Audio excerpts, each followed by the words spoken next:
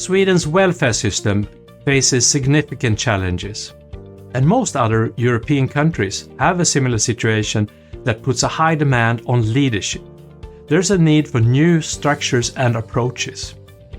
Good that there is already a lot of knowledge about business development and lean. It brings in examples of how to do change in the best possible way. Let's look at some important information sources. Most people probably know that the number of elderly people in Sweden is increasing a lot. Above all, it's the people over 80 that have the biggest demands on community services.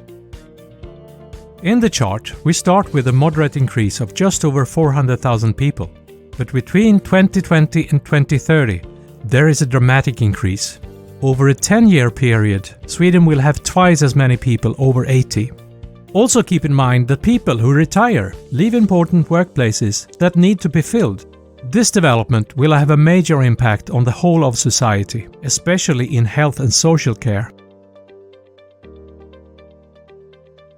Sweden's municipalities and regions, SKR, have a lot of information about what the challenge means in practice.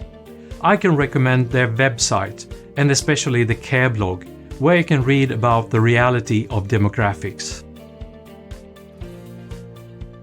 A figure that speaks a clear language is that 65% of the additional working population would have to be recruited to health and social care. SKR thus state that the equation doesn't add up. They also write that the care needs cannot alone be solved by recruiting more employees. That was an insight into the problem. Now to the National Board of Health and Welfare. Who has a solution? Just nu pågår en omställning av hälso- och sjukvården till en god och nära vård. Omställningen ska leda till att vården blir mer tillgänglig för patienterna, att de blir mer delaktiga i sin egen vård och att vården samordnas bättre. På det här sättet kan vården bli mer personcentrerad och effektiv. Sounds great, but it seems like a giant transition. And here's what they write. The transition is a complex work of change which affects the entire healthcare system, all levels of care and social services. We are really talking about change management. And if everything is not possible to solve with recruitment, the question is, are there other solutions? Yes, digitalization. Digitalization creates opportunities for primary care to develop services that creates higher availability for patients, enables remote monitoring and supervision at home, and streamlining working methods and processes. So digitalization is a big part of the solution. Then what about the progress? This is what the Swedish television reports. Patientsäkerheten på flera av landets sjukhus kan inte garanteras. Det här konstaterar Inspektionen för vård och omsorg, IVO, när de idag presenterade sin granskning av 27 svenska akutsjukhus. Oh, that didn't sound good. Let's hear what IVO themselves say. Ja, det är en vårdplatsbrist över hela landet och det här får allvarliga följder. Patienter drabbas av allvarliga vårdskador och vi ser till och med dödsfall som kan kopplas till det här. Seriously, what do the regions say? En av de största grejer vi har jobbat med är omställningen av sjukvården för att möta det här med allt mer åldrande befolkningen och de sjukdomar de har.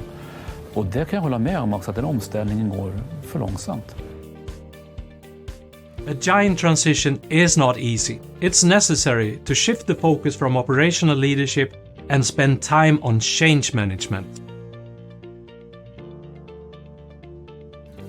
Back to SKR and an evaluation of lean in several Swedish regions. The evaluation describes many interesting learnings which also fit well with other literature. Here are some examples of result. The budget was completed much earlier. Fewer waiting times and faster flows. Here are some important aspects of leadership. The strength must come from everyday life and individual employees. Leadership and teamwork skills are required. And finally, a classic. the managers must get on the wagon.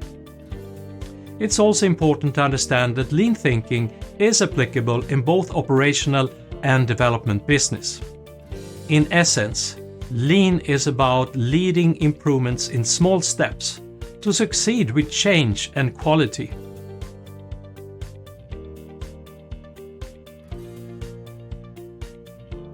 For time prioritization, there's a simple quadrant you probably recognize. If we have urgency on the x-axis, then what is the y-axis? Exactly, important. Of course, we should avoid work that is not important, regardless of urgency. Unfortunately, we often end up in reactive work. That is, it's urgent to solve now, but there is no time to understand the whole and alternative long-term solutions. Managers and leaders should spend a lot of time in the proactive zone. If they don't, who will? Developing a new organization, as in the ongoing transition, requires strategic thinking. Sometimes I hear managers who say, then only the responsibility for personnel will remain. It is probably because of unfamiliarity with strategic work and the pressure to take operational responsibility. So what to do as a manager in a lean organization? And of course, there are many things you should keep. Here are some that usually have a positive effect. Proper knowledge of your business takes time to build up and is a valuable starting point in a change. In general, I have seen a lot of consideration for employees and a great deal of commitment in the leadership role. Great stuff there that is indispensable. Investing in knowledge for employees is important. Keep it up and give the employees conditions for applying new knowledge. That's when the benefit and learning come.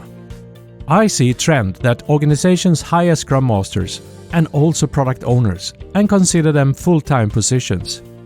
In a change, you need to consider what you could stop doing. Here are some suggestions. Unfortunately, it's common to bring in consultants to drive change, but they are rarely given the necessary mandate to make a deeper change that includes the culture. Those who are responsible for the business also get too far from knowledge and feedback. Delivery responsibility often takes a lot of time from managers. If you want to succeed in continuous improvement, it's necessary to let it go. Projects are a form of work with historically poor results. Optimizing the flow of value is significantly more productive.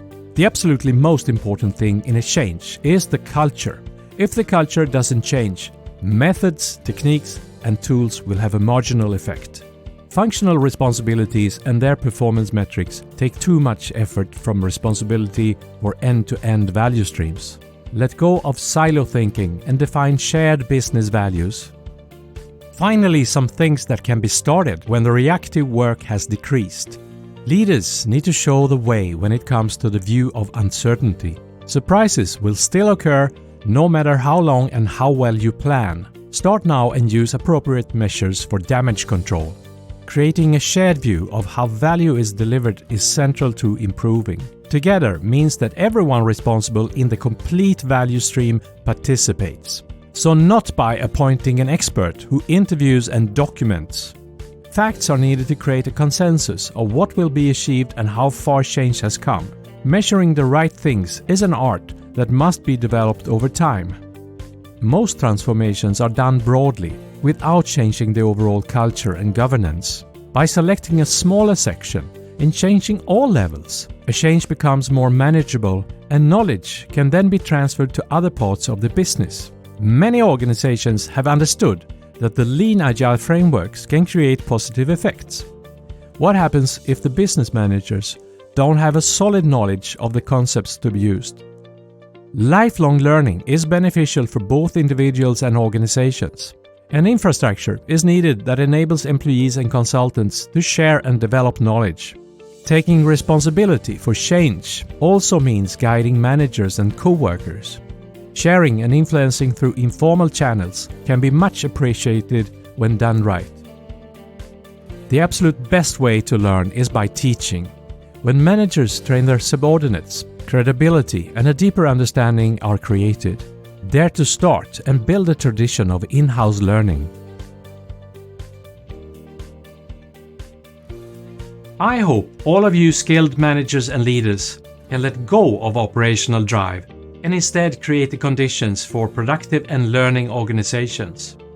And that we succeed in the challenges within welfare and society as a whole.